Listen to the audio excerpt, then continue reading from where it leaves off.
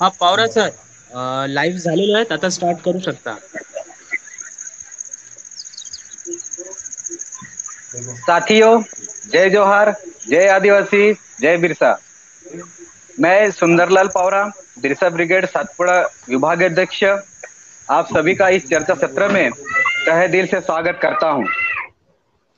भगवान बिरसा मुंडा के इस पावन धरती पर मैं एक बार सभी का स्वागत करना चाहता हूं।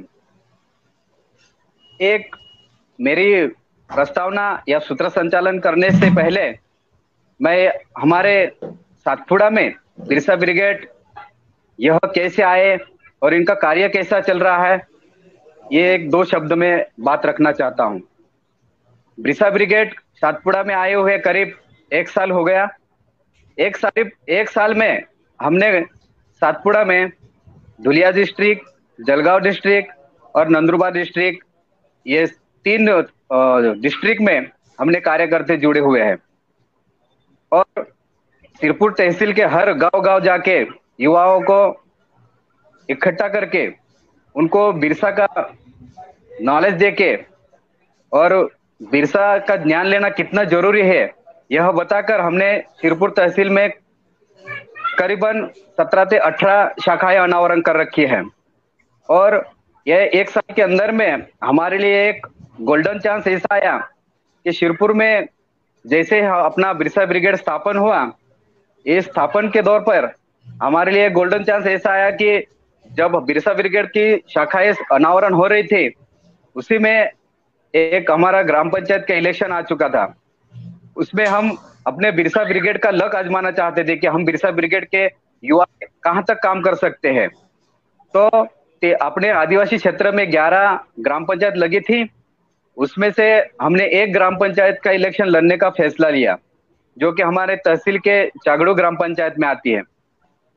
तो वहां पे 11 सीट पर इलेक्शन हुआ, उसमें हम बिरसा ब्रिगेड के कुल 11 उम्मीदवार खड़े किए हुए थे, उसमें से हम 9 उम्मीदवार जीत के यहाँ पे साबित कर दिया कि शिरपुर में बिरसा ब्रिगेड कुछ तो भी कर सकती है। ठीक है, बाकी मुद्दे पे बात करते हुए पिछले 2 दिन से हमारे प्रेरणास्थान, हमारे मार्गदर्शक, जो कि सरकार देश का चालक है, आदिवासी देश का मालक है, यह संदेश देने वाले, जिनके नस नसों में बिरसाई का संदेश एवं आदिवासियों को बचाने का भावना प्रेरित, ऐसे हमारे सभी सभी के चाहते बिरसा ब्रिगेड के संस्थापक अध्यक्ष आदरणीय सतीश दादा पेंदाम साहब आज हमें आदिवासी के सूरवीर राघोजी भांगरे, टंटे मामा भील के विचार और संघर्ष से जुड़ी आदिवासी विचारधारा और आदिवासी युवा शक्ति इस विषय पर मार्गदर्शन करने वाले हैं। हमें ज्ञात है कि आप इस विचार को सुनकर बिरसाई का संदेश घर घर तक पहुंचाएंगे। मैं आदरणीय सतीश दादा से अनुरोध करता हूं कि आप हमें अपनी मधुर वाणी से संबोधित करिए। जय आदिवासी। जय आदिवासी, जय बिरसा, जय राघो जी, जय ठंडा मामा। साथियों, आज का विषय युवाओं को लेकर है और युवाओं को विशेष करके बिरसा ब्रिगेड में बहुत बड़ा स्थान है युवाओं की और बहुत बड़ी संख्या में युवा बिरसा ब्रिगेड से जुड़े हैं। पूरे भारत में क्रियाशील 1 लाख के ऊपर युवा आज बिरसा ब्रिगेड से जुड़ गए हैं और समर्थन में 25 लाख के ऊपर युवा आज बिरसा ब्रिगेड के साथ में खड़े हैं पूरे 12 राज्य में। ये सच्चाई है। आज हम टंट्या मामा, राघोजी भांगरे और बाकी शहीदों की विचारधारा से युवाओं का क्या संबंध होना चाहिए, युवा ने उनको किस दृष्टिकोण से उस तरफ देखना चाहिए और ये क्यों जरूरी है, इस बात को लेकर हम चर्चा करेंगे। साथियों, एक लॉजिक मैं आप लोगों को बताना चाहता हूं। राघोजी भांगरे और टंट्या भील, भगवान टंट्या भील की जो लाइन है, इसको समझने के लिए आपको बहुत बारीकी से इस तरफ गौर करने की जरूरत है। एक पहाड़ है जिसके दो हिस्से हैं। मैं दो पहाड़ नहीं बोल रहा हूं, एक पहाड़ है जिसके दो हिस्से हैं। इस पहाड़ पे समान सांस्कृतिक सामाजिक समानताएं दिखाई देती है। ये एक पहाड़ के दो हिस्से हैं, एक का नाम है सतपुड़ा और दूसरे का नाम सह्याद्री।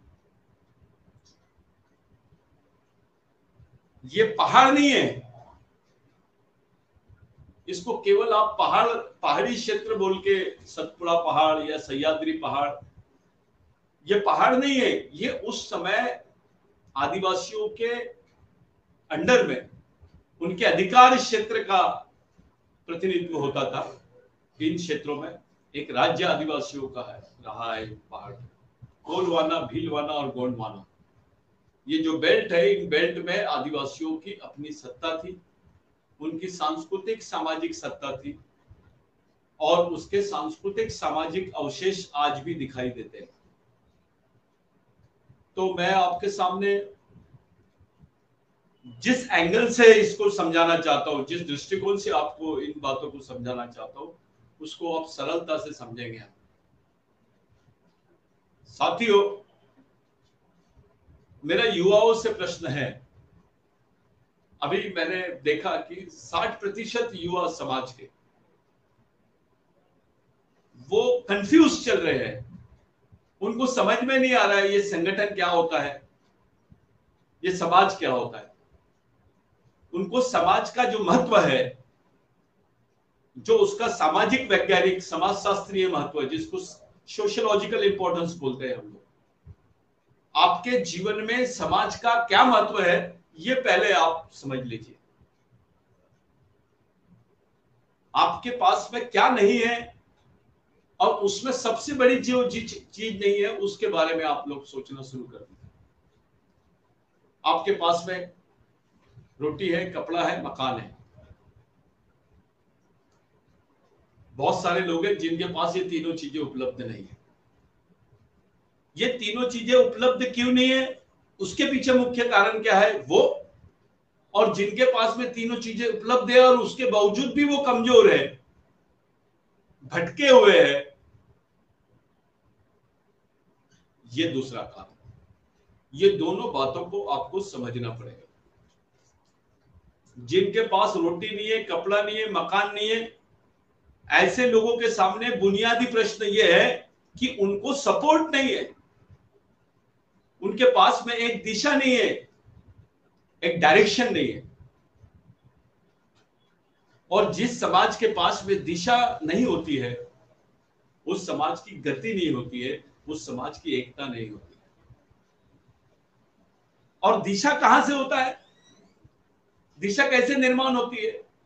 दिशा एक समाज की वैचारिक प्रवाह तय करती है। किन विचारों को लेकर यह समाज चल रहा है, कौन से तत्वज्ञान को, कौन से वाद को लेकर यह समाज चल रहा है। यह बहुत बुनियादी बात है जिसको हम अनदेखा नहीं कर सकते। आप लोगों से मेरी विनती है कि आप अपने मन से सवाल पूछिए, एक प्रश्न अपने आप से कीजिए कि आपका समाज किन विचारों पे चल रहा है, किन के विचारों पे चल रहा है, कौन इसको संचालित कर रहा है, इसका कंट्रोल किन के पास में है और उनकी विचारधारा क्या है। जिनका कंट्रोल है उनकी विचारधारा कौन सी है, और अगर आपका कंट्रोल आपके समाज के ऊपर में नहीं है तो क्यों नहीं है, ये सब चीजें आपको सोचना पड़ेगा। आपके परिवार में आपका नियंत्रण है, आपके परिवार में आपकी बात को बहुत ज्यादा वेटेज मिलता है, बहुत ज्यादा सुनी जाती है, आपकी परिवार की बात को मान्य करते हैं पूरे परिवार के लोग। लेकिन दूसरा सवाल आपके सामने खड़ा होता है, आपकी समाज की बात को, समाज में किसकी बात मानी जाती है, कौन है, किनके माध्यम से समाज संचालित हो रहा है। ये कैसे देखा जाता है? ये देखा जाता है वैचारिक प्रवाह से, किन विचारों की तरफ समाज की युवा पीढ़ी जा रही है। जो समाज के बुजुर्ग है जो वयोवृद्ध है उनकी जवाबदारी वर्तमान पर बात करने की है, लेकिन युवाओं पे दो जवाबदारी है, वर्तमान की भी और भविष्य की। जो वयोवृद्ध होते हैं वो भूतकाल का उदाहरण देके वर्तमान पे उसको विचार करने की बात करते हैं, लेकिन जो युवा होते हैं वो वर्तमान की उल्लेख करके, वर्तमान का विश्लेषण करके भविष्य की नींव रखते हैं। ये दोनों पीढ़ी में आपको फर्क समझ में आना चाहिए कि जो वयोवृद्ध लोग हैं वो भूतकाल की बातें करते हैं, उससे कुछ सीखते हैं और उसको वर्तमान में बात करने का, उसको वर्तमान में उससे सीख लेने की बात रखते हैं। लेकिन जो युवा है वो वर्तमान से सीख लेकर भविष्य की बात करते हैं। यानी किसी भी समाज का अगर बेस है तो वो युवा है। कोई समाज जिंदा है, इसके अगर आपको परीक्षण करना है कि वो समाज जिंदा कैसे है, तो पता चलता है उनकी युवाओं की एक विचारधारा है और उस विचारधारा पे समाज चल रहा है, इसलिए समाज जिंदा है ऐसा माना जाता है। समाज के जीवित होने का अगर आपको उदाहरण देना है तो उस समाज की विचारधारा को सामने रखना पड़ेगा।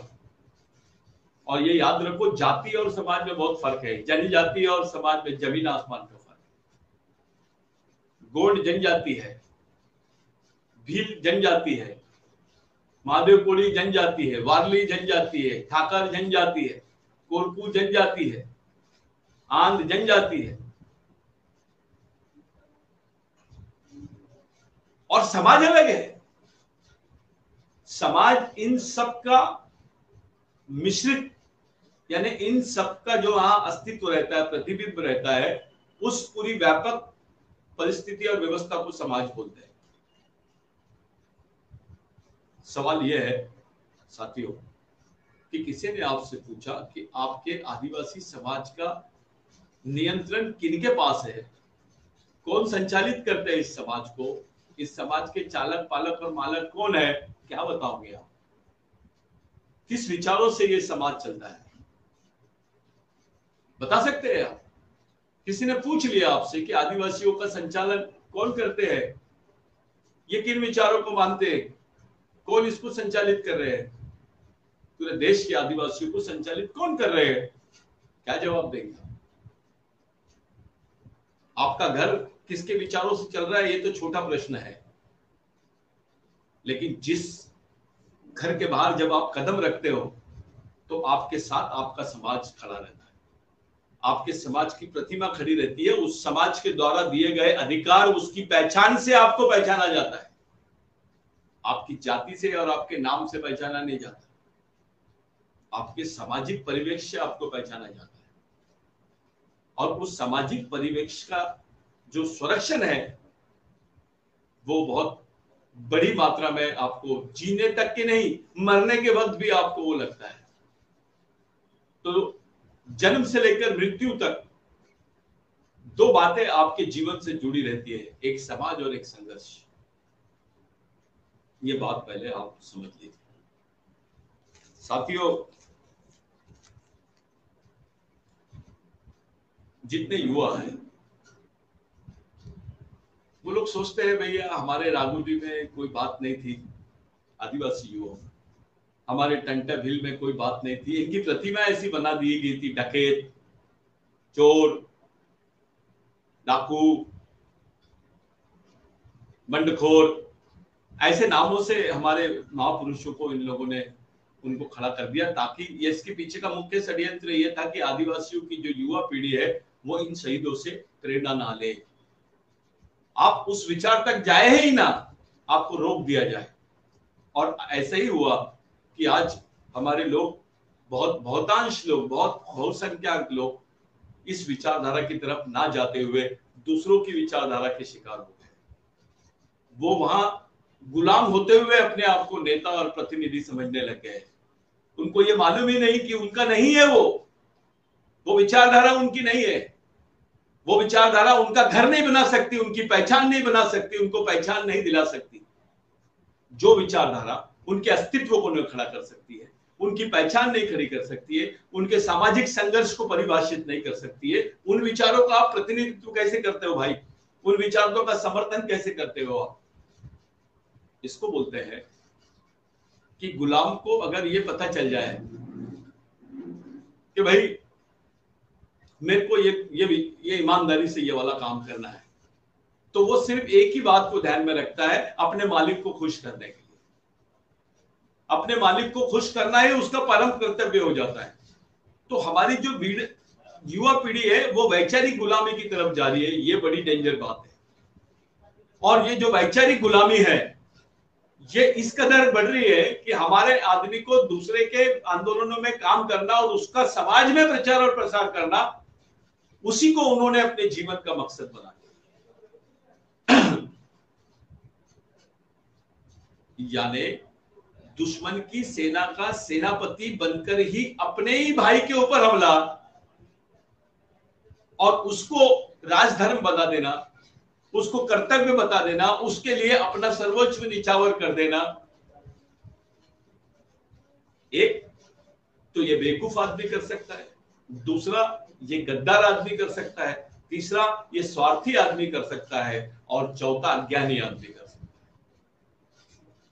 है। बेवकूफ, गद्दार, स्वार्थी और अज्ञानी आदमी ही इस टाइप की बात कर सकता है। उसको अपने समाज के निर्माण में किसी टाइप का, आप बताइए मेरे को, आप निर्माण कैसे करोगे समाज का? दूसरों की विचारधारा लेकर आप समाज का निर्माण करोगे क्या? आपकी अपनी विचारधारा कहाँ है जो हजारों साल से इस देश में, देश के जमीन पे दफन है? आपकी विचारधारा कहाँ है?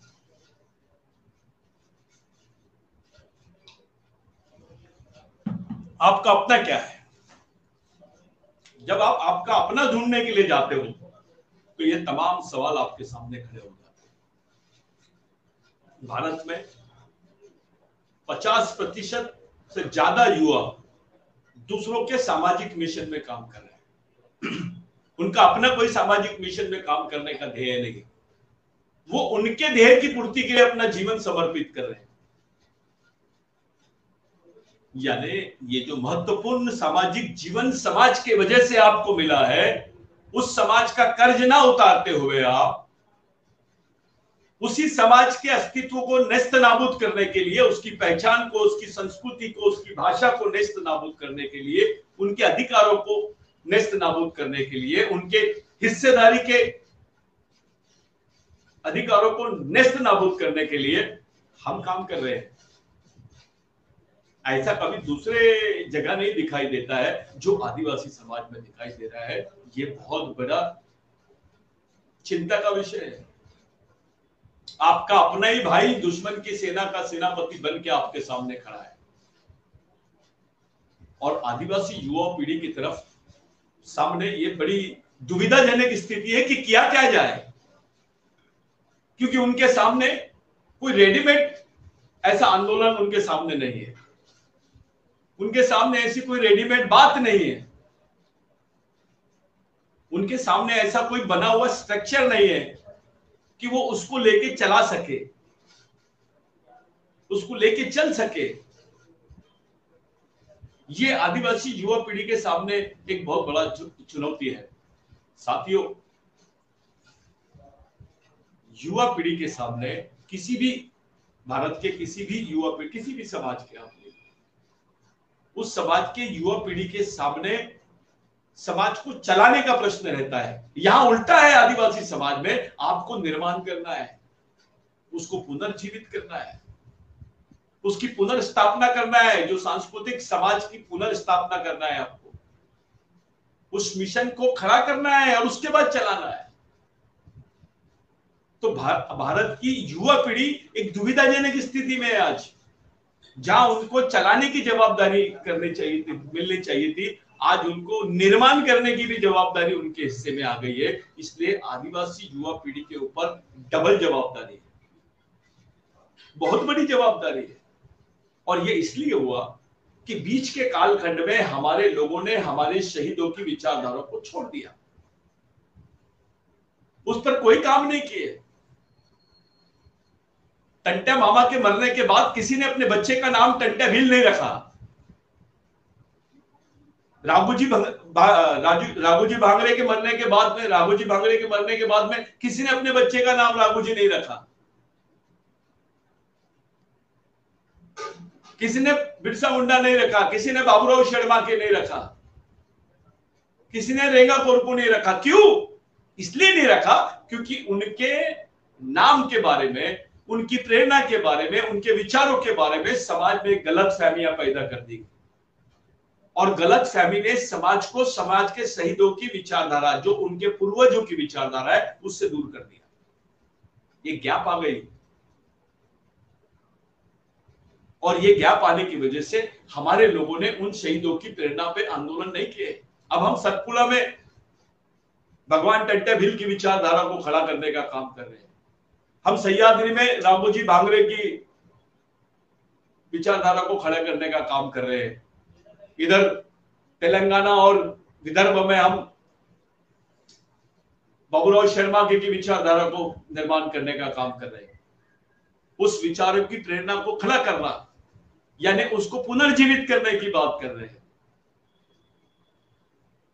मैं पहले भी बोल चुका हूं कि व्यक्ति का शरीर मर सकता है लेकिन मिशन में विचार नहीं मरते। विचार जिंदा है, टंटे मामा जिंदा है, राघोजी भांगरे जिंदा है, बाबूराव शर्मा के जिंदा है, गुंडाधुर जिंदा है, तिलका मांझी जिंदा है।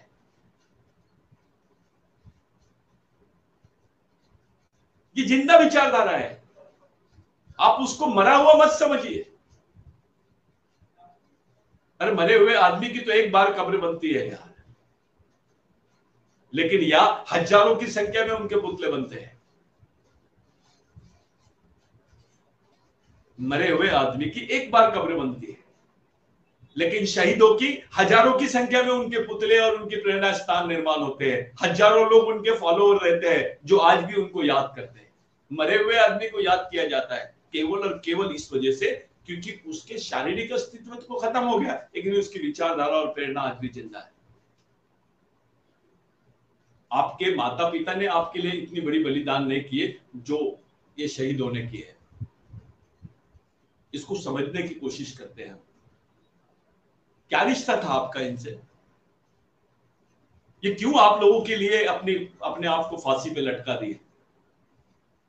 ये लोगों ने आपके लिए अपनी जिंदगी कुर्बान कर दी है, उस बारे में सोचा भी नहीं और रात और दिन सिर्फ केवल समाज की बात करते रहे, जाति की नहीं। क्या रिश्ता था आपके साथ? इस पर बात कीजिए। आपका क्या रिश्ता था? आपके माँ बाप ने आपके लिए लड़ाई नहीं लड़ी, केवल आपको रोटी और रोजी का उन्होंने जुगाड़ करके दिया। लेकिन आपकी लड़ाई, आपके हिस्से की जो व्यवस्था से लड़ाई है, आपको रोटी भी व्यवस्था के तरफ से ही मिलती है, आपको सुविधाएं भी व्यवस्था की तरफ से मिलती है। इस व्यवस्था में आपके अस्तित्व को खड़ा करके आपके अधिकार में जो आज रोटी कपड़ा और मकान आया है, नौकरी आई है, जमीन आई है, ये किसकी बदौलत है?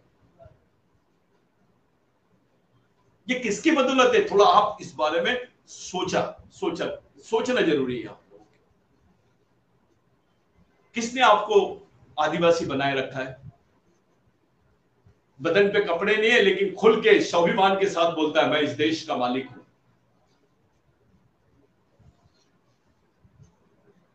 ये स्वाभिमान, ये सम्मान आपको किसने दिया? नंगे आदमी को तो जानवर बोलना चाहिए। भारत में केवल कुछ दलित ओबीसी भाइयों को और बाकी पिछड़े भाइयों को छोड़ दिया जाए तो केवल आदिवासी जमात ऐसी है जिनके बदन पे कपड़े नहीं दिखाई देते, और जिसके बदन पे कपड़े नहीं है वो ये गर्व से बोलता है कि मैं इस देश का मालिक हूं। ये बोलने के लिए ये प्रेरणा, ये हिम्मत किसने लाया? प्रधानमंत्री के बाजू में सिक्योरिटी खड़ी रहती है, राष्ट्रपति के बाजू में सिक्योरिटी खड़ी रहती है, और वो राष्ट्रपति होने के भी बात नहीं बोल पाता है कि मैं इस देश का मालिक हूं। प्रधानमंत्री होने के बावजूद भी नहीं बोल पाता है कि मैं इस देश का मालिक हूं। मुख्यमंत्री होने के बावजूद भी नहीं बोल पाता है मैं इस देश का मालिक हूं। लेकिन आपका नंगे बदन वाला आदमी इस देश में बोलता है कि हाँ मैं आदिवासी हूं, सरकार देश की चालक है, मैं आदिवासी हूं, आदिवासी देश का मालिक है। ये बोलने की जो प्रेरणा है, इसके पीछे जो वैचारिक पार्श्वभूमि है, ये कहां से आई? किनकी प्रेरणा है?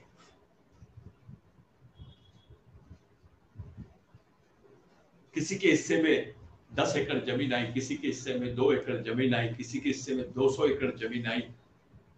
आपके गांव बच गए, आपके गांव के गांव बचे, जंगल में आपको स्थान मिला है। सरकार के खिलाफ में, जमींदारों के खिलाफ में, पूंजीपतियों के खिलाफ में, उपनिवेशवादी अंग्रेजों के खिलाफ में, यहाँ के उच्च वर्णियों के खिलाफ में, इस संयुक्त सत्ता के खिलाफ में जिन लोगों ने बिगड़ तैयारी के, कुछ ना रहते हुए भी, कोई साधन ना रहते हुए भी एक लंबी लड़ाई लड़ी और समाज के अधिकारों को दिलाया, वो है कौन? वो किसी भगवान से कम नहीं है। उनका स्थान हमारे माँ बाप से भी बड़ा है। आपको तो पैदा कर दिए, लेकिन आज आप आदिवासी कहलाते हो। इस देश के संविधान में आपको एक उचित स्थान है। आप जब घर से बाहर निकलते हो, नौकरी की आप तमन्ना करते हो, किस वजह से? क्योंकि आपको मालूम है वहां आपके लिए आरक्षण है। आपका अपना क्या योगदान है? युवा ने तो कुछ नहीं किया, वो तो पैदा हुआ और बाहर आया है, पढ़ाई किया और बाहर आया है। आते से ही आपको ये पहचान मिली है। एक इतिहास आपके सामने खड़ा दिखाई देता है। जब आप गौर से देखते हो तब आपको समझ में आता है कि यार ये क्या है, कौन से भगवान ने दिया है आपको, किस भगवान ने दिया है, कौन से धर्म के लोगों ने दिया है आपको, कौन से राजा ने दिया है? इस बारे में थोड़ा सोचो। 3 बातें हैं। जब हम राघोजी भांगरे के आंदोलन को देखते हैं, भगवान टंटे भिल के, महानायक टंटे भिल के आंदोलन को देखते हैं, महाविद्रोही महानायक, महान त्यागी राघोजी भांगरे, टंटे बाबा महानायक, मालिक भगवान टंटे भिल, इनके आंदोलन को देखते हैं। पुल्लेशूर शेर जैसा बाबूराव शर्मा के, इनके आंदोलन को देखते हैं। और निश्चित रूप से बाकी जितने हमारे शहीद है, आदिवासी शहीद है, उनके आंदोलन को देखते हैं। और अंत में बिरसा मुंडा के आंदोलन को देखते हैं। तब हमको पता चलता है कि हमारे हिस्से में आया क्या। साथियों, जिस कालखंड में भगवान टंटे भिल और महानायक राघोजी भांगरे का संघर्ष चल रहा था, उस वक्त यहां पे रियासत चलती थी, रियासत होती थी। रियासत यानी राजाशाही, पेशवाई।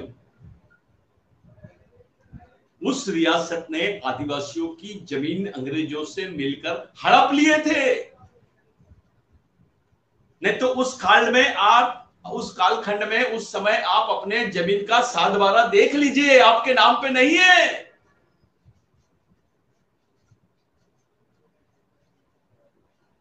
जब होलकर एम्पायर चल रहा था मध्य प्रदेश में, इधर आप पेशवाई चल रही थी महाराष्ट्र, क्या था आदिवासियों के पास में? उनके नाम के दस्तावेज तक नहीं थे। अब सवाल ये खड़ा होता है कि आपकी जितनी जमीनें थी वो हथिया ली गई थी, उस पर कब्जा हो गया था, उस पर अतिक्रमण हो गया था। 3 बातें होती है भाई। एक है भूमि का आवंटन, जो राजा करता है। दूसरा है भूमि क्या सुधार, जो सरकार करती है। एक राजा करता है, ये गौर से समझने वाली बात है। राजा क्या करता है? भूमि का आवंटन करता है, भूमि को बांटता है। सरकार भूमि का सुधार करती है, जिसको व्यवस्था बोलते हैं आप। लेकिन ये दोनों काम से बड़ा काम, यानी बिगर राजा और सरकार के, बिगर राजा और सत्ता के, बिगर राजा और भगवान के, जो काम इन शहीदों ने किया है, उस काम का नाम है भूमि मुक्ति। आपकी भूमि जो इन लोगों के पास में जमा हो गई थी, उस जमीन को छीन कर लाना और आपके हिस्से में डालना। पहला काम आपकी जमीन को छीनना और दूसरा उसको आपके हिस्से में लाते देना। ये डबल काम है। राजा भी रहता तो जमीन ही बांटता, सरकार भी रहती तो जमीन का सुधार ही करती। लेकिन इन दोनों से बड़ा काम यानी भगवान से भी संभव नहीं होता था कि इनसे छीनना जमीन और आपको लाके देना, इनसे बचाना जमीन और आपके हिस्से में खड़े कर देना, आपके अधिकारों पे तरफ उसको मोड़ देना। इस बात को आप समझ लीजिए। घंटा मामा के आंदोलन में, राघोजी भांगरे के आंदोलन में, बाबूराव शर्मा के आंदोलन में, बिरसा मुंडा के आंदोलन में, गुंडाधुर के आंदोलन में, तिलका मांझी के आंदोलन में जितने शहीद है हमारे आदिवासी, कुमरा भीमू के आंदोलन में, आपको यह चीज दिखेगी कि आपकी जमीन जो छीनी गई थी उसको पहले वहां से मुक्त किया गया और उसके बाद समाज के बीच में उसका विकेंद्रीकरण किया गया, उसका विस्तार किया गया, उस पर सामूहिक सामाजिक अधिकारों को स्थापित किया गया। यह मामूली बात नहीं है। बाकी शहीदों में और आदिवासी शहीदों में यह फर्क है। मैं समाज परिवर्तक या परिवर्तनवादियों की बात नहीं कर रहा। मैं महात्मा फुले को एक दूसरे दृष्टिकोण से देख सकते हैं, बाबा साहब को एक दूसरे दृष्टिकोण से देख सकते हैं, लेकिन जो संघर्ष है, जो जमीनी संघर्ष है, जो हथियारबंद संघर्ष था, वो इस दिशा में गया, इस दिशा में गया।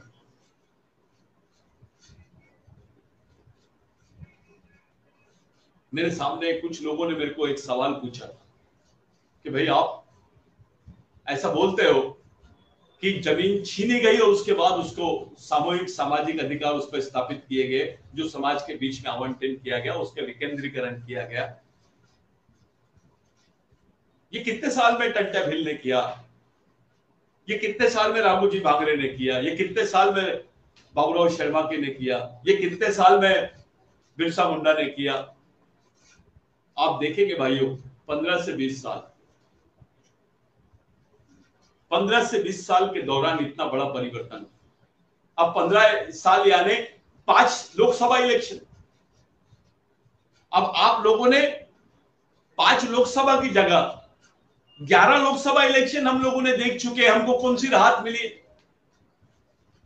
हमने कई राजा देख लीजिए, हमारे राजाओं की जमीन तो मठों की तरफ चले गई, उन्होंने मठों में दे दिए, लेकिन समाज के आदमी के बीच में उसका आवंटन नहीं किया गया।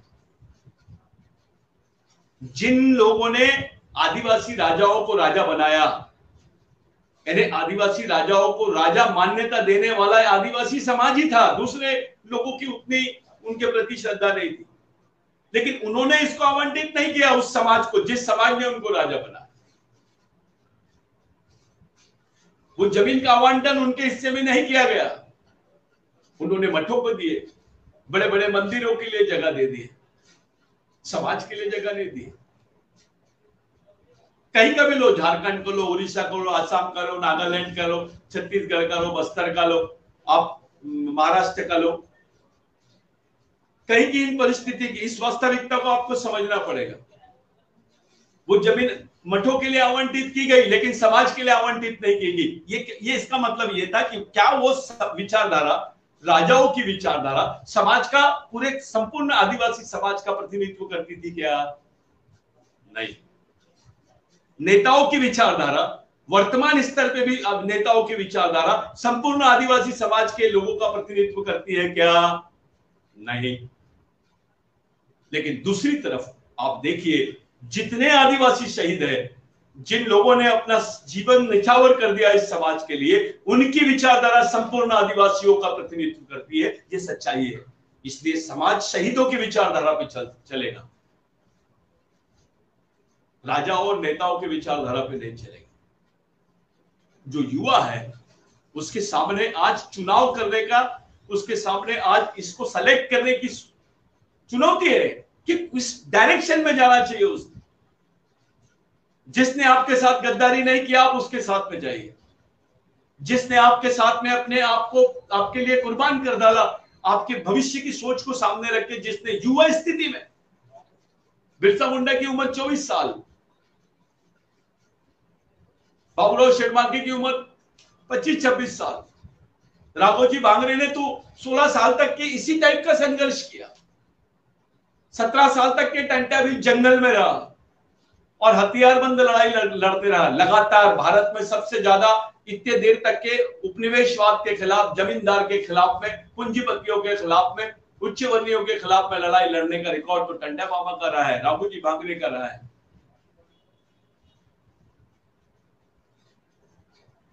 दूसरे से जमीन छीनना, उसको लाना, उस पर सामूहिक सामाजिक अधिकार स्थापित करना और समाज के बीच में उसका आवंटन करना, यह मामूली खेल नहीं है। अभी तो प्लॉट के लिए भाई भाई का मर्डर कर देता है। उस स्थिति से बाहर लाया हमको, उन परिस्थितियों से हम लोगों को बाहर निकाला गया है। कौन है ये लोग? चलो हम इनकी चिकित्सा कर लेते हैं। कौन है भाई टंटा भील? आपका कौन था? गुलाम था आपका? नौकर थे आप? कौन थे ये लोग? पागल थे? यस, ये दीवाने थे, इस समाज के दीवाने थे। वो, उनमें जुनून था कि इस समाज के लोगों को मुक्ति दिलाएंगे, इन परिस्थितियों में विद्रोह खड़ा करके एक नए समाज का निर्माण करेंगे। उन्होंने निर्माण करने की जवाबदारी ली थी, उन्होंने विद्रोह की जवाबदारी ली थी, उन्होंने अपने अधिकारों को पुनर्स्थापित करके उनको आवंटन की जवाबदारी ली थी। अरे राजा भी नहीं कर सकता यार ये काम? कर सकता है क्या? कौन सा नेता है भाई जिसने इस टाइप के काम में आपको ये किया है? बताइए। भारतीय पॉलिटिक्स में आदिवासियों के साथ इतनी ईमानदारी किसने किया है? थोड़ा बताइए। अनुभव है हमारे पास, 50 साल का राजनीतिक अनुभव। रिकॉर्ड देख लीजिए आप, कार्यकाल देख लीजिए, राजाओं का हजारों साल का इतिहास देख लीजिए आप, और शहीदों का एक छोटा सा इतिहास 20-25 साल उनकी जिंदगी के देख लीजिए, उन्होंने क्या किया। ये फर्क है विचारधारा में। लोगों ने बिरसा ब्रिगेड को पूछते हैं, हम लोगों से पूछते हैं कि भाई आप लोग ये बात, सब चीजों का विरोध करते हैं और ये शहीदों की बात कर देते हैं, आप करना क्या चाहते हो? अरे आपका सरदार कौन होना चाहिए? सरदार ही गद्दार है। आपका सरदार कौन होना चाहिए? आपके विचार, किन विचारों को आपको जरूरत है? कौन से विचारधारा आपको प्रोटेक्ट कर सकते हैं? कौन से विचारधारा समाज को निर्माण कर सकती है? उस बारे में सोचिए। जो काम भगवान ने नहीं किया, उन शहीदों ने तुम्हारे लिए काम किया। अब सबसे बड़ी तकलीफ की बात है, हमारे ही समाज का पढ़ा लिखा वर्ग, हमारे ही समाज के विरोध में चलने वाली विचारधारा, हमारे ही समाज के सांस्कृतिक ताने बाने को ध्वस्त करने वाली विचारधारा का प्रतिनिधित्व करता है। इससे ज्यादा दुखदायी बात कुछ हो नहीं सकती। यह सामाजिक मिशन की संभावनाओं को संपूर्णता नष्ट करने का षड्यंत्र है। पढ़ा लिखा आदमी आप किसको बोलेंगे? हमको पढ़ा लिखा आदमी नहीं होना, हमको सामाजिक आदमी होना।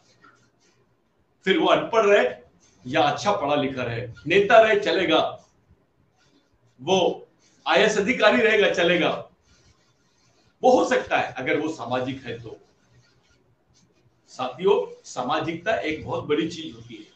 सामाजिकता का मतलब विचारों से है। मैयत में जाने का, शादी में जाने का, एक जाति के लोग एक जगह बैठ जाने का, ये कोई सामाजिक विचारधारा नहीं है। ये समाज के नाम का एक झूठा नाम लेकर एक एहसास खड़ा करके आपस में इंटरटेनमेंट करना है, मनोरंजन करने के अलावा कुछ नहीं। जो परिवर्तक होते हैं, डॉक्टर अंबेडकर को पता नहीं रहता था कि उनका बच्चा मर गया। महात्मा फुले की मरने के बाद उनकी क्या अवस्था हुई वो देखिए आप। इनको गोबरों से मारते थे लोग, पत्थरों से मारते थे। सावित्रीबाई फुले, संभाजी महाराज के क्या हाल हुए? राजा का लड़का रहने के बाद में उसका इनकाउंटर किया गया, नाम दूसरे का है, सामने दूसरे को किया गया और पूरी व्यवस्था को ध्वस्त कर दिया गया। संभाजी महाराज की मृत्यु के बाद में क्या हुआ हाल?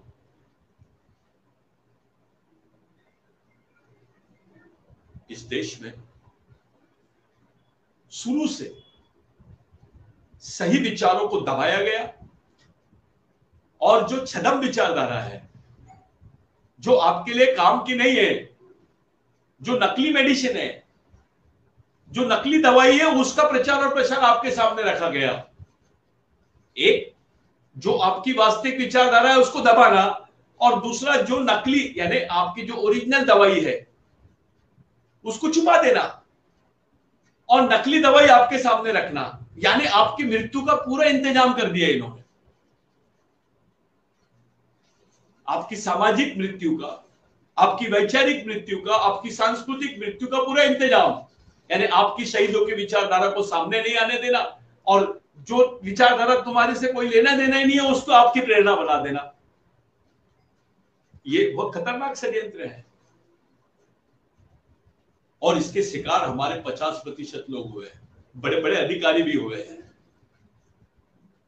वो लोग अपने आप को विकास से डेवलप्ड आदमी समझते हैं, जो गैर सामाजिक भाषा करते हैं। बुरा नहीं मानना, आप किसी विशिष्ट जनजाति की भी बात करते हो तो आप सामाजिक नहीं हो, आप गैर सामाजिक हो, क्योंकि आपको व्यापकता को समझना पड़ेगा। आप महादेव कोड़ी नहीं थे तब क्या थे, ये पूछेगा कोई। आप गोंड नहीं थे तब क्या थे, आप भील नहीं थे तब क्या थे, आप प्रधान नहीं थे तब क्या थे, आप कोरकू नहीं थे तब क्या थे, आप पारधी नहीं थे तब क्या थे, आप पावरा नहीं थे तब क्या थे, आप मुंडा नहीं थे तब क्या थे, आप संताल नहीं थे तब क्या थे, आप उराव नहीं थे तब क्या थे आप। अगर किसी ने आपसे पूछा, क्या जवाब है आपके पास? साथियों, ये वास्तविकता है कि जितने आदिवासी है एक ओरिजिन से निकले हैं, ये एक डीएनए के है, एक सांस्कृतिक ढांचा से निर्माण हुई चीजें, वर्ल्ड में कहीं नहीं है। ये गलत थ्योरी आपके सामने रखते हैं कि विश्व का पहला आदमी अफ्रीका में पैदा हुआ। विश्व का पहला आदमी भारत में पैदा हुआ और वो अफ्रीका गया।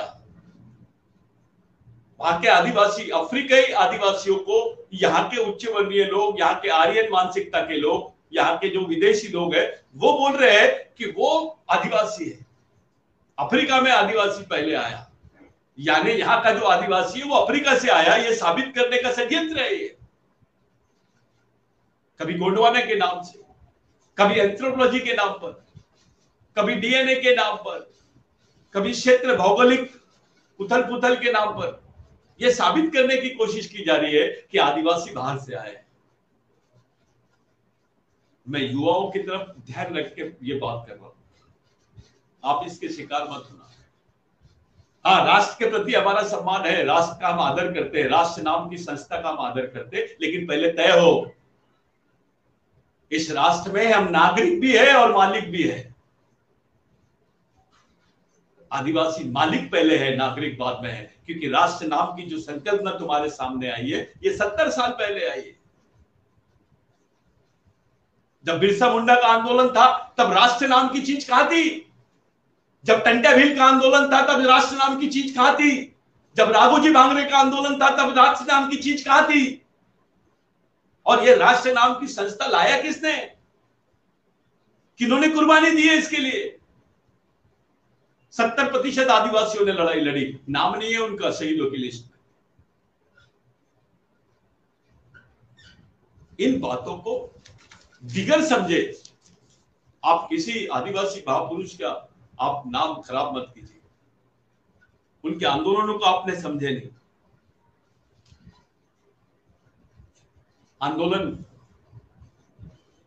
महानायक टंट्या भील का आंदोलन जब बहुत तेजी में था और 14 साल तक के अंग्रेजी हुकूमत जो उस वक्त इनके सपोर्ट से चल रही थी, यहाँ के उच्च वर्णीयों के सपोर्ट से चल रही थी, यहाँ के साहूकारों के सपोर्ट से चल रही थी, यहाँ के पूंजीपतियों के सपोर्ट से चल रही थी, यहाँ के धर्मावलंबियों के सपोर्ट से चल रही थी।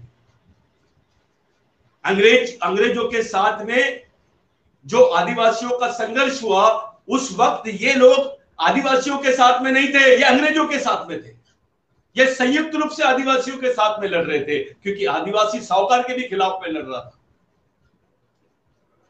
वो उच्च वर्णीयों के साथ भी लड़ रहा था, वो अकेला हो गया था। और ये अंग्रेजों को सामने रख के आदिवासियों पे आक्रमण करवा रहे थे। अंग्रेजों के ही माध्यम से आदिवासियों के खिलाफ में क्रिमिनल ट्राइबल बिल इन्होंने पास करवाया। विश्व के किसी देश में ऐसा बिल पास नहीं हुआ जो भारत में पास हुआ, जिसका देश जो अपनी जमीन के लिए विद्रोह कर रहा है उसको क्रिमिनल ट्राइब, गुनेगार जमात, जहां दिखेगा उसको मार दो, कोई केस नहीं बनेगी। ऐसा कानून विश्व के किसी भी देश में पास नहीं हुआ जो भारत में हुआ है। जब ये कानून तुम्हारे खिलाफ में पास हुआ है तब की व्यवस्था कैसी होगी, थोड़ा सोचिए आप। आदिवासी बच्चा पेट से निकलकर गुनाहगार बनता था। वो 1 साल की उम्र में भी उसको क्रिमिनल ट्राइबल बोलते थे।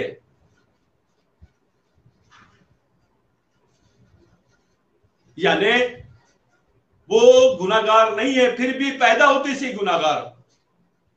आज जो दृष्टिकोण हमारे पारधी भाइयों की तरफ देखा जाता है, जो आदिवासियों की तरफ देखा जाता है, सब अलग अलग क्षेत्रों में, पूरे देश के हाल है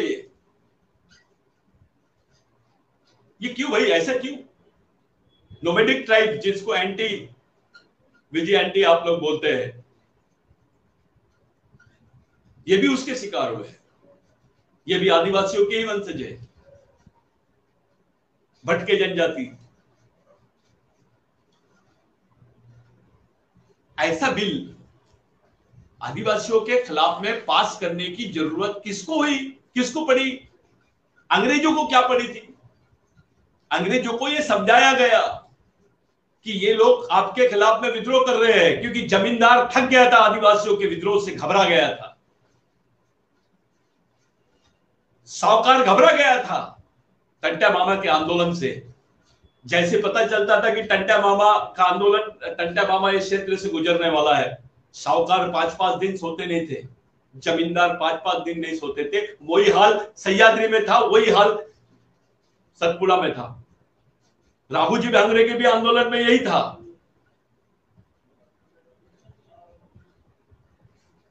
राघोजी भांगरे का जो आंदोलन, जिसका विश्लेषण आप लोग कर रहे हैं, गलत विश्लेषण हुआ है उनका बहुत सारी चीजों। राघोजी भांगरे ने पहाड़ों पर लोगों को बसाया। आज जो बस्तियां दिखती है ना सह्याद्री में, कोई भगवान आके बसाया नहीं है। आपके पास तो कुछ नहीं था, आपके 7-12 नहीं थे।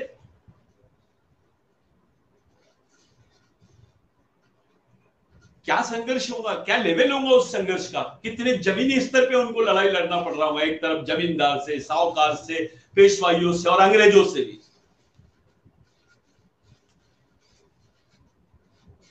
मैंने देखा नहीं भारत में ऐसे कम उदाहरण, बहुत इक्के दुक्के उदाहरण दिखाई दे रहे। जब आदिवासी अंग्रेजों के साथ लड़ रहे थे, तब ये लोग जो आज अपने भारत को भारत भारत बोल रहे, हिंदू राष्ट्र बोल रहे, बाकी रहे, ये क्या कर रहे थे? आदिवासियों के साथ में थे गए। 70% आदिवासियों ने लड़ाई लड़ी।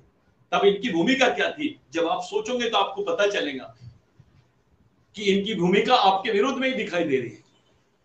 पूरे साहूकार आदिवासियों के खिलाफ में थे, पूरे जमींदार आदिवासियों के खिलाफ में थे, खुलेआम आदिवासियों को मारा जाता था, लाखों की संख्या में आदिवासी मरते थे और उनकी रिपोर्ट भी दर्ज नहीं होती थी कि ये मर गया है करके। ये भारत में हुआ है, इसका सबूत है क्रिमिनल ट्राइबल बिल। तो युवाओं को इस बात को भूल के आप आगे नहीं बढ़ सकते। पहले क्या था, क्या हुआ है आपके साथ, और अभी नहीं होना चाहिए अपनी आने वाली जनरेशन के साथ में। हम राष्ट्र में रहना चाहिए, राष्ट्र में हमारा अधिकार होना चाहिए। ये राष्ट्र हमारा है, ये देश हमारा है, सत्ता किसी और को भी होगी। टंटा मामा ने बोला था, सरकार देश की चालक है, आदिवासी देश का मालक है। आपको उनके मालिक शब्द के पीछे क्या था?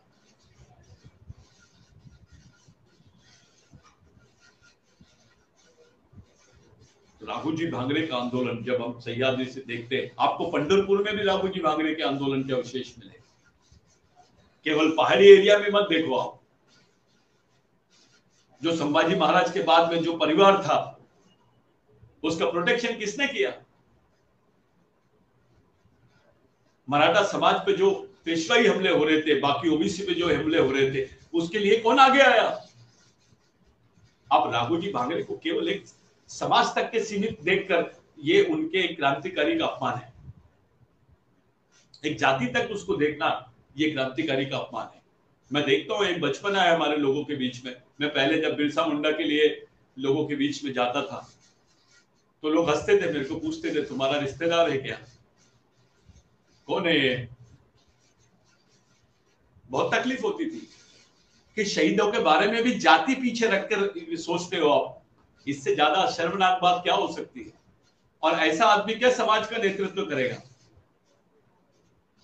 ये तो ऐसा हो गया, एक बच्चा है जिसके मुंह में चॉकलेट है जाति की, पार्टी की, क्षेत्र की, क्षेत्रवाद, पार्टीवाद, जातिवाद, पूंजीवाद, संगठनवाद का चॉकलेट जिसके मुंह पे है, लॉलीपॉप है जिसके मुंह में, वो क्या लड़ाई लड़ेगा।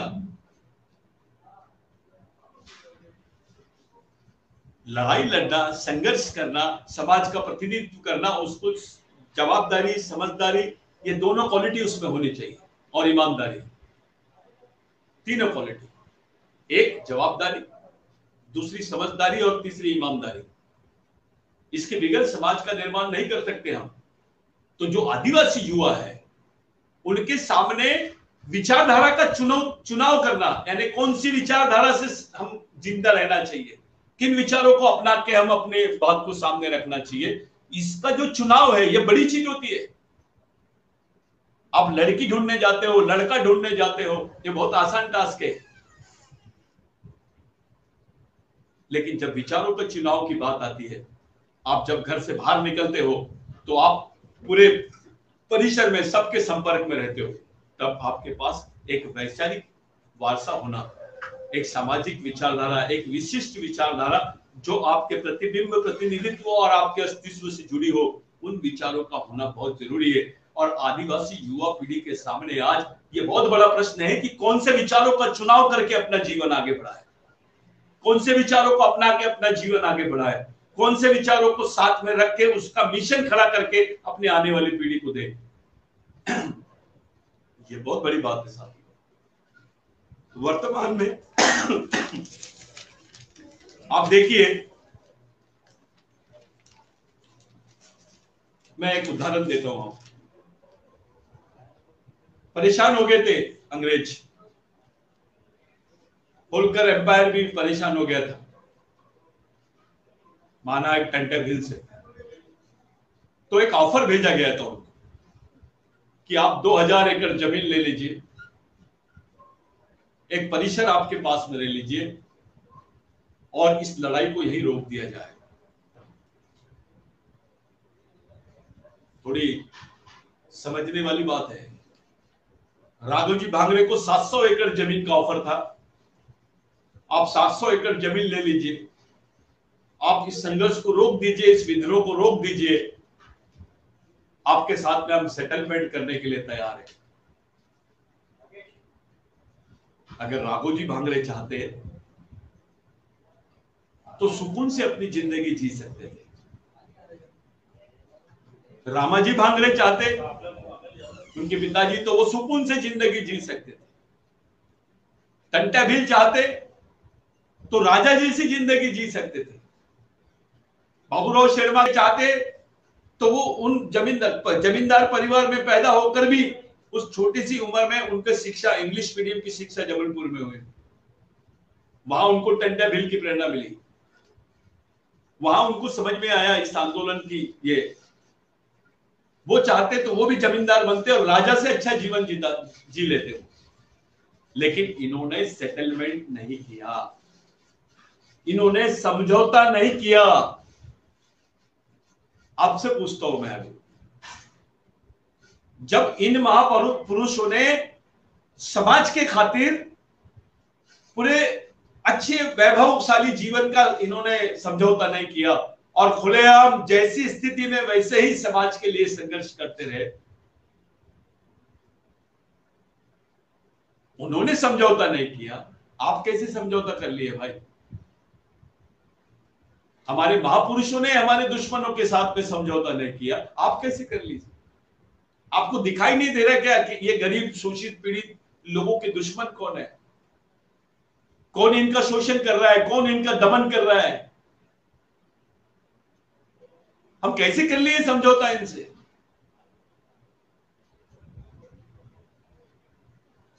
ये एक बात प्रमाणित करती है कि सामाजिक लक्ष्य और सामाजिक उद्देश्य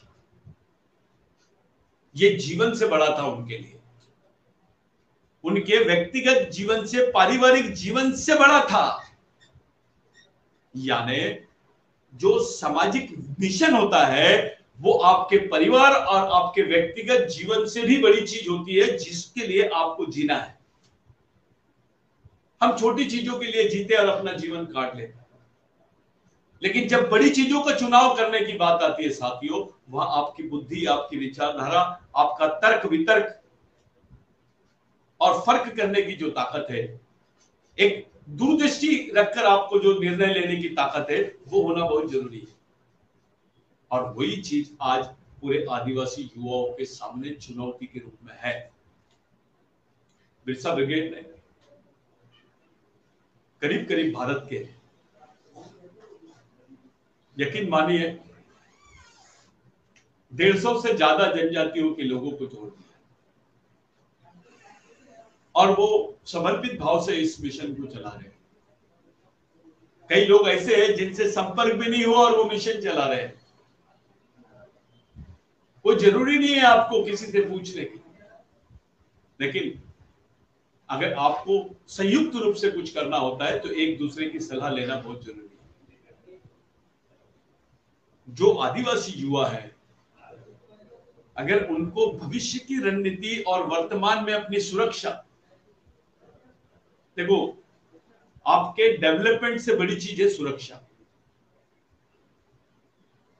जिंदा रहोगे तो लड़ पाओगे, कुछ बन पाओगे। जब आप जिंदा ही नहीं रहोगे तो आप क्या कर पाओगे? तो सुरक्षा को बहुत महत्व है। तो किसी भी विचारों का चुनाव करते वक्त आप अपनी सुरक्षा के बारे में पहले सोचिए। किसी भी विचारधारा का चुनाव करते वक्त आप अपने भविष्य के बारे में, आने वाली पीढ़ी के बारे में सोचिए।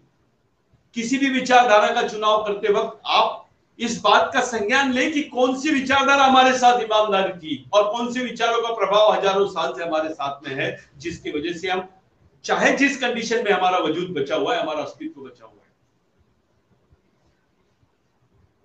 बिरसा ब्रिगेड ने जितने युवा हैं उनके सामने उनको बोला नहीं कि आप आइए और बिरसा ब्रिगेड को ज्वाइन कीजिए। ये कभी हमारी पॉलिसी नहीं रही है अपनी, ना ही आदिवासी विचार मंच की पॉलिसी रही है, ना ही गोंडवाना यूथ, हमारा गोंडवाना इंटेलेक्चुअल फोरम की बात रही है, ना ही हमारे इंडिजिनियस पीपल स्टूडेंट फेडरेशन या आदिवासी विद्यार्थी संघ की बात रही है।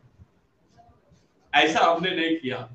बिरसा ब्रिगेड का पहला थ्योरी यही है कि आप समझो, संगठन का चुनाव करने के पहले विचारों का चुनाव कर लीजिए। आप उस विचारधारा का चुनाव पहले जरूरी है, बाद में संगठन का चुनाव करना। और विचारधारा का चुनाव करना ये पहली स्टेप है मिशनरी बनने के लिए। विचारधारा का आपने चुनाव कर लिए तो समझ लीजिए आपके पास में एक दृष्टिकोण आ जाता है, एक दृष्टि आ जाती है, देखने की ताकत आ जाती है आपके पास। वो एक फलसफा आपके पास होता है, एक आईना आपके सामने आ जाता है कि हमने व्यवस्था को कैसे देखना है। और फिर दूसरा, अपनी सुरक्षा के बारे में सोचिए, यानी अस्तित्व के बारे में, अपने सामाजिक अस्तित्व के बारे में सोचिए। उसके बाद में आपकी आने वाली जनरेशन के फ्यूचर के बारे में सोचिए, उनके अस्तित्व के बारे में सोचिए, साथ ही साथ अपनी पहचान और अधिकारों के बारे में भी सोचिए। जो विचारधारा आपको अपनी पहचान से नजदीक ले जाती है, जो विचारधारा आपके अस्तित्व को नजदीक ले जाती है, जो विचारधारा आपके संघर्ष को सही दिशा में लेके जाती है, जो विचारधारा आपके वजूद को बचाती है, आपकी प्राचीनता को बचाती है, आपके मूल को बचाती है, उन विचारधारा को आप स्वीकार करो, उसका चुनाव करो। ये आदिवासी युवा पीढ़ी के सामने, युवा शक्ति के सामने बहुत बड़ी चुनौती है। संगठन तो आप हजारों बना लेंगे, आप संगठन तो बना जाओगे, विचारधारा कैसे निर्माण करोगे भाई? कहां से लाओगे? किराए की विचारधारा लेके आप काम करोगे? बिरसा ब्रिगेड को आप, या इस मिशन को, इस आदिवासी मिशन को आप इस तरीके से मत देखिए। हमारे ऊपर जवाबदारी केवल आदिवासियों की नहीं है, हमको दलित भाइयों को भी लेना है, भटके भाइयों को भी लेना है, ओबीसी को भी लेना है, माइनॉरिटी को लेना है, और बाकी वंचित शोषित जो भी लोग हैं उन लोगों को भी हमारे साथ में लेना है। जवाबदारी बहुत बड़ी है। आज आपको अपने लिए एक विचारों का चुनाव करना। देखो, मैं इस बात में विश्वास नहीं रखता हूं कि कोई सदस्यता ले लिया तो वो नहीं, उसको एक उसमें एक क्वालिटी पैदा करो, उसको इस लायक बना दो कि वो खुद विचारों का चुनाव कर सके, व्यक्ति का नहीं। व्यक्ति आएंगे कहीं चले जाएंगे। आज मैं आपके सामने बोल रहा हूं, मैं कल नहीं रहूंगा, लेकिन जिस विचारधारा की मैं बात कर रहा हूं वो विचारधारा ने सदियों से आपके साथ कोई गद्दारी नहीं की। व्यक्ति गद्दार हो सकता है, विचारधारा गद्दार नहीं होगी। इसलिए विचारों का चुनाव करना ही सबसे बड़ी चुनौती होती है सामाजिक संघर्ष के फील्ड में, सामाजिक मिशन के फील्ड में। आज का जो विषय है यह बड़ा विषय है, इसको 3 पार्ट में अपने को रखने की जरूरत है। मुझे बहुत बोलना है इस पर बहुत बात करना है। मैं मोहन हुंडे सर, पावरा सर, सब लोगों से, आप लोगों को विनती करता हूं, अपील करता हूं कि इस विषय को बढ़ाइए, इसके लिए बड़ा टाइम रखिए और इसको एक अच्छे तरीके से फिर से इसकी सीरीज शुरू कर दी। मैं चाहूंगा इसमें मैं बार बार बोलूं, क्योंकि इस पे सखोल बात करने की जरूरत है, इस पे पूरी बात करने की, डिटेल बात करने की जरूरत है। जब तक कि आप डिटेल में बात नहीं करेंगे तब तक कि आप क्लियर नहीं होंगे। तो आज का जो एक डिस्कशन है उसमें जब हम राघोजी भांगरे, कंटा भील, बाबूराव शेरबाके या बाकी हमारे शहीदों को देखते हैं तो उनकी सामने जो परिस्थिति रही है और किन परिस्थितियों में उन्होंने काम किए, किस टाइप से काम किए, तो मैं उनके कार्य, उनके त्याग और उनकी मेहनत, उनकी समाज के साथ ईमानदारी, उनकी समझदारी और उनकी जो पहरेदारी थी समाज की, उसको देख के मुझे ऐसा लगता है वो हमारे ओरिजिनल भगवान है, वही सच्चे भगवान है हमारे, जिसको गॉड बोलते हैं, जीओडी गॉड। अभी मैं फिर से सब लोगों को अपील कर रहा हूं कि गॉड सम्मेलन करो। समाज के चालक, पालक और मालक, समाज के बुद्धिजीवी, समाज के कर्मचारी, समाज के अधिकारी, यही समाज के भगवान है। कोई ऊपर से भगवान आके इस समाज को निर्माण नहीं करेगा। समाज का निर्माण मानव ने किया है, भगवान का क्या लेना देना है उसमें। तो इसमें परिवर्तन, इसमें सुधार, इसमें बदलाव भी मानव ही करेगा। समाज ये मानव निर्मित संस्था है, इसलिए इसमें किसी काल्पनिक शास्त्र का कोई उल्लेख नहीं होना चाहिए, इसमें वास्तविक शास्त्र होना चाहिए, इसमें समाज शास्त्र होना चाहिए, इसमें मानव शास्त्र। समाज अगर निर्माण करना है तो कोई काल्पनिक बातें करके आप समाज का निर्माण नहीं कर सकते। तो जितनी युवा शक्ति है, मेरी आप लोगों से पहली प्राथमिक, आज का जो पहला मेरा डिटेल ये है, यानी आपसे अपील है कि आप विचारों का चुनाव कैसे करते हैं इसको पहले समझ लिया जाए। मैं, समय ज्यादा हो रहा है, मैं यहाँ रुकता हूँ। आप लोगों से अपील करता हूँ कि आप लोग मेरे से सवाल करें, मैं जितना देर भी बोलूंगा कम है।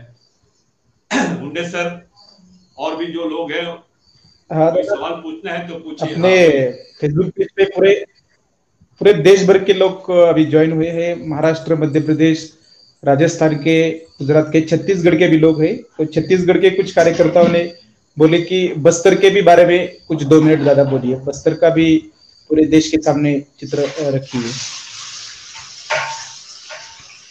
बस्तर कश्मीर से ज्यादा बुरे हाल है। बस्तर और गढ़चिरौली संभाग के कश्मीर जैसे ही हाल है।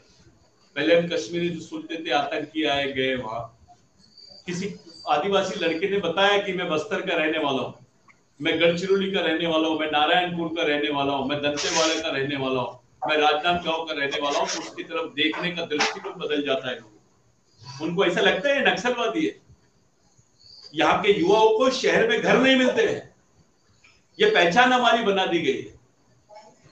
और एक बहुत बड़ा षड्यंत्र चल रहा है कि जो आदिवासी युवा एजुकेशन लेके लोकतांत्रिक तरीके से, संवैधानिक तरीके से भी संघर्ष करना चाहते, उनको उसी श्रृंखला में खड़े करने का ट्रेंड शुरू है। ये षड्यंत्र है।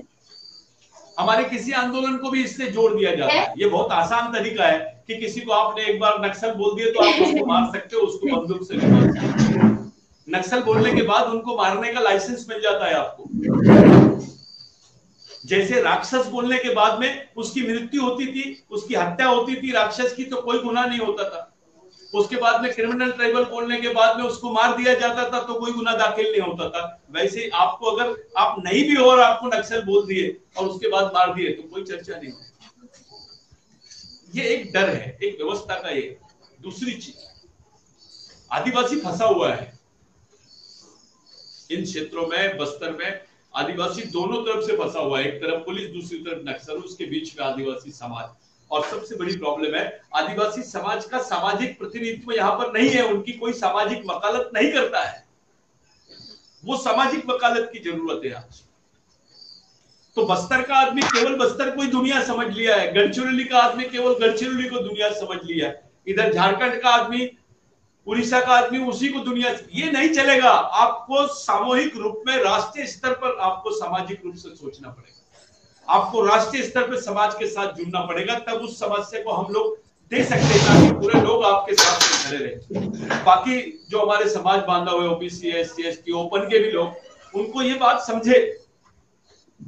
सबसे बदतर हालत आदिवासियों की। मैंने कल ही अपने स्पीच में आप लोगों को बताया 60% पैरामिलिट्री फोर्सेस आदिवासी क्षेत्रों में दिखाई दे रहे हैं। क्या चल रहा है? एक आदमी जिसके बदन पे कपड़े नहीं, जो घास के झोपड़े में रहता है, जिसको खाने को अनाज नहीं मिलता है, जो दिन में 2 दिन में एक बार खाना खाता है, उसकी सिक्योरिटी में एक AK-47 लेके वो क्या कर रहा है? वहां क्या है? ना वहां लाइब्रेरी बनी, ना वहां इंडस्ट्रियलाइजेशन हो रहा है, ना कोई ऐसी संयुक्त प्लानिंग हो रही है। एक 2 विचारधारा के बीच में आदिवासी फंस चुका है। आदिवासी का अपना निर्णय नहीं हो पा रहा है। और मैं किसी विचारधारा की वकालत नहीं करता, कोई भी आदिवासियों के साथ में दिखाई नहीं दे रहा है। कोई क्लेम नहीं कर रहे हैं हम, लेकिन ये ब्लेम कर रहे हैं हम कि आदिवासियों की हालत बहुत बदतर है। वहां दहशत में है, डर के साए में जी रहे हैं हम। डर के मारे कोई अगर कुछ हादसा हो जाता है इन क्षेत्रों में तो वहां के विधायक और वहां के MP भी वहां संसद में नहीं बात करते। ये सच्चाई है। चाहे बात गढ़चिरौली की लो, बस्तर की लो, नारायणपुर की लो, दंतेवाड़ा की लो। कभी पुलिस गलत कर देती है, कभी नक्सल गलत कर देती है। इन दोनों के खिलाफ में बात नहीं होती। और सबसे बड़ी बात, वहां आदिवासियों का प्रतिनिधित्व नहीं है, उनकी लीडरशिप नहीं है, उनकी सोशल लीडरशिप नहीं है, क्योंकि सोशल बेस नहीं है। वहां सामाजिक आंदोलन नहीं है आदिवासियों। जब आपका कुछ नहीं, आप सामाजिक वकालत कैसे करोगे? अपने प्रश्नों को आप कैसे रखोगे? हमको डिसीजन लेना है, हमको निर्णय लेना है आज कि क्या रास्ता चुनना है हमारे लिए, क्या होगा हमारा। हमारे महापुरुषों को भी हमको देखते वक्त ये नहीं देखना है कि भैया अगर मैं कोई एक जाति का कोई महापुरुष है तो मेरे को ये इसका पुतला बिठाओ, इसका पुतला मत बिठाओ। ऐसे भी मानसिकता के लोग दिखते हैं समाज में। ये बच्चा मानसिकता बोलते हैं, मैं इसको कोई मानसिकता मानता ही नहीं। जिनके पास में एंगल नहीं है, जिनके पास में दृष्टिकोण नहीं है, वो क्या करेंगे? अभी ये आदिवासी क्षेत्र के नाम से नहीं जाने जाते गढ़चिरौली क्षेत्र। और ये मैं रात में कल बताया दुर्गम क्षेत्र की, दुर्गम भारत की बात किया मैंने। दस्यु भारत, जिसको वेदों में दस्यु बोला गया, जिसको सबसे बड़ा दुश्मन माना आर्यों ने, वो आदिवासी है। कभी इसको दंडकारण्य बोल दिए, कभी कुछ बोल दिए। वहां के हालत क्या है? अब वो आदिवासी क्षेत्र के नाम से नहीं जाने जाते, वो नक्सलग्रस्त क्षेत्र के नाम से जाना जाते। जब नक्सलग्रस्त क्षेत्र की बात होती है तो एक तो आर्मी आती है, दूसरी चीजें पैकेज में आती है। जो डेमोक्रेटिक डेवलपमेंट है, जो लोकतांत्रिक, वास्तविक लोकतांत्रिक डेवलपमेंट है, जिसको स्टेट सोशलिज्म बोलते हैं हम, राज्य समाजवाद बोलते हैं, वो चीजें वहां दिखाई नहीं दे रही जमीन पर। ये किसका फेल्यूअर है? कौन यहाँ पर हम कम पड़ गए? कौन सी बातें यहाँ नहीं हुई? ये दूसरी चर्चा का विषय है। लेकिन मैं बस्तर के आदिवासी युवाओं से विनती करता हूं कि भाई आप जुड़ो, आप सामाजिक आंदोलन को समझो, सामाजिक मिशन को समझो। मैं धार्मिक मिशन में बहुत इंटरेस्टेड आदमी नहीं हूं, मैं उन बातों पे बात नहीं करना चाहता। क्योंकि आप सामाजिक इस पे बात करो, काल्पनिक शास्त्र नहीं, वास्तविक शास्त्र पे बात करो। अब अपने सांस्कृतिक समाजवाद को समझो और उसकी तरफ आके एक समाज का निर्माण करो, एक संगठन का निर्माण। आपकी बात तो रखी जाए, आपकी बात सुनेगा कौन जब आपके पास संगठन नहीं रहेगा? वहां इलेक्शंस होते हैं, आदिवासी की मर्जी से होते हैं क्या? पूरे तो आदिवासी है क्या? आदिवासी अपनी मर्जी से अपना प्रतिनिधित्व चुन लेते क्या? वोट आदिवासियों के रहते हैं, लोग आदिवासियों के रहते हैं, लेकिन नेता किसी पार्टी का हो जाता है और वो पार्टी का होने की वजह से वो विशिष्ट लोगों के स्वार्थ के लिए, उनके डायरेक्शन में, उनके निर्देशन में काम करने के लिए तत्पर रहता है। उसको समाज का कोई प्रेशर नहीं रहता जितना उसके दिमाग में पार्टी का प्रेशर रहता है। तो मेरी युवाओं से विनती है, आप विचारों का चुनाव करो। आप एक डायरेक्शन चुनो। अगर आप नहीं चुनेंगे तो आने वाली जनरेशन वहां दिखाई नहीं देगी। गांव छोड़ छोड़ के लोग भग रहे हैं, ये सभी जगह के हालात हो गए। शहर से सटे हुए गांव में भी यही दिखाई दे रहा है। काम नहीं है लोगों के पास, पत्थर गोटे फोड़ने के काम, गड्ढे खोदने के काम भी अब आदिवासियों के हिस्से में नहीं आएंगे। नौकरियां बंद हो रही है, रिजर्वेशन खत्म हो रहा है, प्राइवेटाइजेशन हो रहा है। आपके पास स्किल नहीं है, पैसा नहीं है, आप कैसे जिंदा रहोगे? आपकी जनरेशन कैसे जिंदा रहेगी? इसकी कोई प्लानिंग कर रहे हैं कि नहीं? मैं पहले ही इस बात को शुरू किया कि आपका समाज, आदिवासी समाज किनके विचारों पे चलता है, कौन संचालन कर रहे हैं इसके चालक पालक मालक कौन है? एक गाड़ी होती है, उसका भी चालक पालक मालक होता है। ये तो समाज है, इसके चालक पालक मालक कौन है? Who are the gods? कौन है इसके लिए जवाबदार? इस समाज के लिए समझदार, जवाबदार, ईमानदार और पहरेदार कौन है? कौन से वर्ग है? कहां है वो समूह? कौन चला रहे हैं इसको? कौन ले रहे हैं जवाबदारी इसकी? अनाथ हो गए हम, हमारी अपनी कोई सोच खड़ी नहीं हो पा रही है, हमारा अपना कोई मिशन खड़ा नहीं हो पा रहा है। ये सबसे बड़ी प्रॉब्लम है।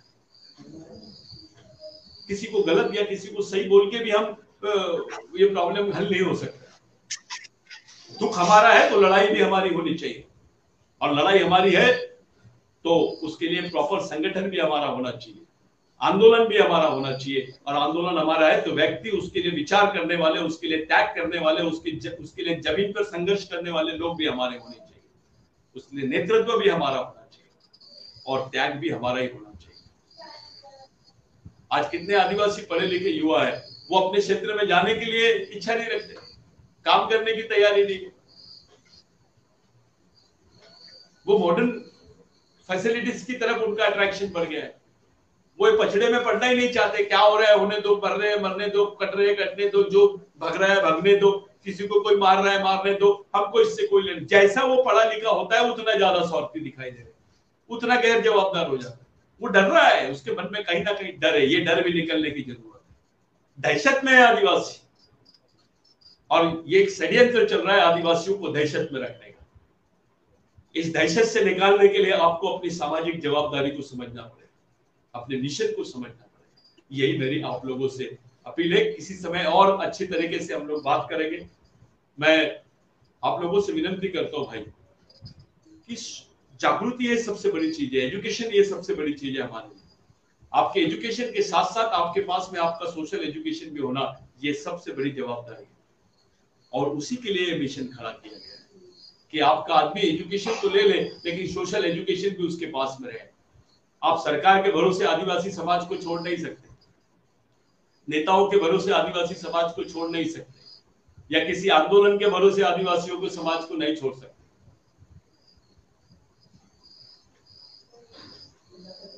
आपको अपना जवाबदार वर्ग खड़ा करना पड़ेगा, और वही जवाबदार वर्ग इस समाज का संचालन करे, इस समाज की वकालत करे, उसकी एडवोकेसी करे। और बताइए, बोलिए बोलिए सर। सर मेरा एक क्वेश्चन ऐसा है सातपुड़ा में अभी जो आदिवासियों का मूल अधिकार है जन जंगल जमीन, इस पर मेरा एक क्वेश्चन है सर कि अभी भी धुलिया डिस्ट्रिक्ट के कलेक्टर ऑफिस में सिरपुर तहसील के करीबन 11,000 वन दावे पेंडिंग में पड़े हुए हैं, डॉक्यूमेंटली क्लियर होने के बावजूद भी। पूरे देश में 2,27,000 दावे सही होने के बावजूद भी पेंडिंग है।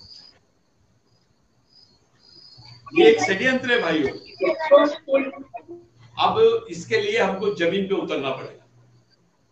मेरी आप लोगों से विनती है, जिनके दावे पेंडिंग पड़े हैं उनको सामने लाओ, उनके डॉक्यूमेंट्स चेक करो और बिरसा ब्रिगेड के माध्यम से इसका आंदोलन खड़ा करो। हर जगह कलेक्टर ऑफिस में जाके उसकी ज्वाइंट मीटिंग हम लोग लगा सकते हैं। और कुछ प्रतिनिधि है, लोक प्रतिनिधि, इनको भी थोड़ा सा हमने बात करना चाहिए, इन पे भी दबाव लाना चाहिए कि भैया आप यहाँ पर है तो कर क्या रहे हो, ये दावे पेंडिंग है, सुप्रीम कोर्ट में केस पेंडिंग है। अभी ये कानून का जो फायदा आदिवासियों को होना चाहिए था, वन अधिकार कानून का, वो उसका इम्प्लीमेंटेशन ही नहीं हुआ है बराबर। सरकारी पैसे से उसकी ट्रेनिंग्स होती है ऑफिसर लोगों की, लेकिन जिनको ट्रेनिंग देते हैं वो पलट के ट्रेनिंग के बाद कभी वो फील्ड में दिखे ही नहीं। कभी आदिवासियों के घरों तक जाके किसी ने पूछा नहीं। अरे उनके पास कलेक्टर ऑफिस में जाने के लिए पैसा नहीं रहता, उनके पास दस्तावेज नहीं रहते, उनके बातों को तुम ग्राम पंचायतों के अधिकार को, ग्राम सभा के अधिकारों को ये लोग लिमिटेड कर देते हैं, उसको लिमिटेशंस मिलाते हैं, रिस्ट्रिक्शंस करते हैं, बहुत सारी प्रॉब्लम्स होती है।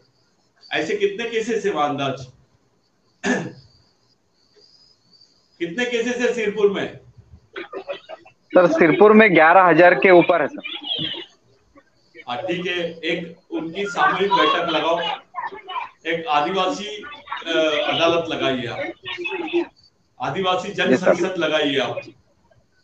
मैं आपको इस यहाँ से आपके साथ में एक ये कर रहा हूँ, आप उस आदिवासी जन संसद में 11,000 लोग जिनके दावे खारिज हुए उनको लेके आइए पूरे दस्तावेज के साथ में।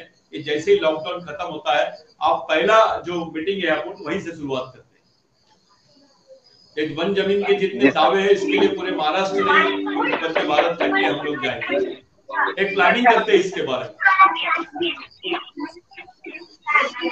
आप कर सकोगे ना वो 11,000 लोगों के? बिल्कुल सर, उनको एक बिल्कुल सर, आयोजन बिरसा ब्रिगेड की तरफ से होना चाहिए। इसमें क्या सहयोग लगता है वहां पर आप लोग पूरे संगठन के लोगों से बैठ के बात कर रहे हो। मैं भी आऊंगा, मैं जरूर आऊंगा इस आंदोलन।